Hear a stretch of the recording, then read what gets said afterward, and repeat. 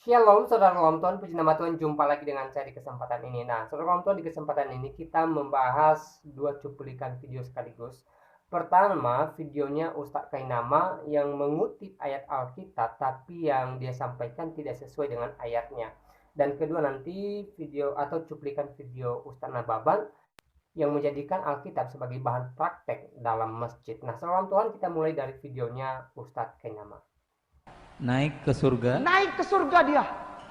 Bukan angkat oleh Allah. Naik dia ke surga. Ngarang ini udah. Orang Markus pasal 14 ayat 49 sampai 51 bilang, dia wa masalabu wa makataluhu. Ada di Bible. Ada. Dia tidak mati disalib dan tidak dibunuh, tapi dia diangkat oleh Bapaknya ke langit, belum tentu sorga. Ya toh? Sorga itu nanti kalau semua sudah ditimbang baru pintu sorga dibuka. Sebelum itu ya belum masuk lah, ya. Normal lah, semua orang juga tahu, tidak perlu jadi Islam untuk tahu itu. Dia diangkat ke langit, diangkat ini dia bilang naik ke sorga. Baik, saudara Tuhan, itu videonya. Ya, di video tadi Ustadz Kainama mengatakan bahwa Yesus tidak mati disalib tapi diangkat ke sorga. Dan dia menguatkan pernyataannya itu dengan mengutip Markus pasal 14 ayat 49 sampai 51. Markus 14 ayat 49 sampai 51. Padahal ayat ini tidak sedang berbicara tentang pengangkatan Yesus. Nah, supaya lebih jelas saya bacakan isi ayat yang dia kutip ini. Padahal tiap-tiap hari aku ada di tengah-tengah kamu mengajar di bait Allah dan kamu tidak menangkap aku, tetapi haruslah digenapi yang tertulis dalam kitab suci. Lalu semua murid itu meninggalkan dia dan melarikan diri. Ada seorang muda yang pada waktu itu hanya memakai sehelai kain lenan untuk menutupi badannya mengikuti dia. Mereka hendak menangkapnya, tetapi ia melepaskan kainnya dan lari dengan telanjang. Nah, saudara Tuhan, ya, jadi ayat ini tidak sedang berbicara tentang pengangkatan Yesus Kristus seperti yang disampaikan oleh Ustadz Kainama di video tadi. Jadi di sini jelas bahwa Ustadz Kainama keliru ya mengutip ayat. Dan selanjutnya mari kita melihat cuplikan video Ustadz Nababan di video berikut.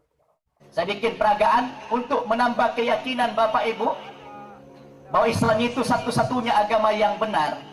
Saya minta tolong satu orang apa dua orang maju ke depan ya, ketahuan tidak pernah baca Alkitab. Sebab beginilah firman Tuhan, keturunan Daud tidak akan putus. Cukup. Kayaknya udah kaku dia. Sekarang kita tes lagi seperti tadi.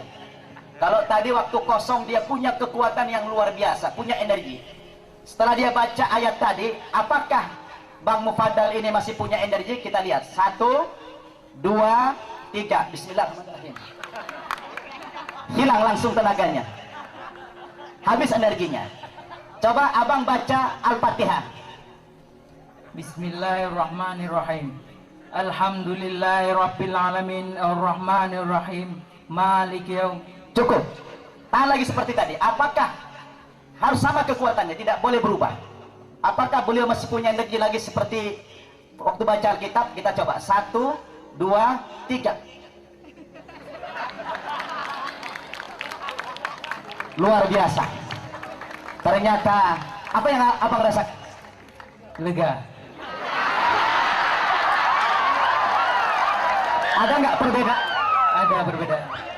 Waktu baca Alkitab tadi, Enggak ada. waktu baca Al-Quran ada tenaga? Ada. Subhanallah. Ini bukan magic. Ini tidak rekayasa. Ini adalah sebuah kebenaran. Ini sebuah bukti. Ketika beliau baca Alkitab tidak punya energi, tapi ketika baca Al-Quran langsung punya energi. Ini adalah bukti kebenaran Islam. Allahu Akbar. Baik, saudara Tuhan, itu videonya. Kita sudah melihat cuplikan video Ustadz Nababan yang mana ketika beliau sedang ceramah di salah satu masjid, dia mengambil Alkitab dan menjadikannya sebagai bahan praktek di dalam masjid. Nah, saudara Tuhan, kedua Ustadz tadi ya, Ustadz Kainama dan juga Ustadz Nababan sungguh aneh, saudara Tuhan ya. Ketika mereka sedang mengajar atau sedang ceramah, Ya, mereka malah membahas Alkitab, ya. Bahkan Ustadz Nababan ya menjadikan Alkitab sebagai bahan prakteknya di dalam masjid. Sebenarnya ini tidak boleh, saudara dalam Tuhan. Ya, kalau dia ceramah, apa salahnya dia ceramah dengan menggunakan Al-Qur'annya saja, ya, tanpa harus menggunakan Alkitab segala. Begitu juga dengan Ustadz Kainama. Ya, dia menjelaskan bahwa Yesus diangkat ke sorga tetapi tidak mati di salib.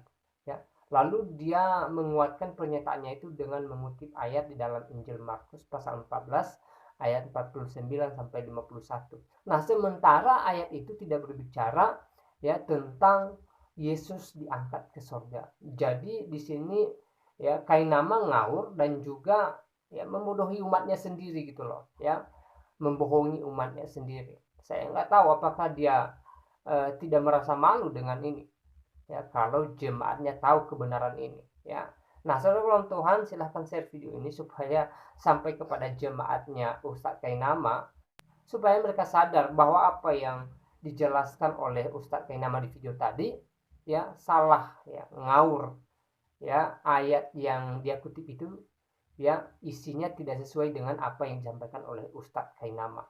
Lain ayat, lain yang diucapkan gitu loh, ya. Jadi bisa dibilang ya sebenarnya Kainama ini sembarang mencopot ayat demi menguatkan pernyataannya bahwa Yesus diangkat ke langit, diangkat ke sorga gitu loh.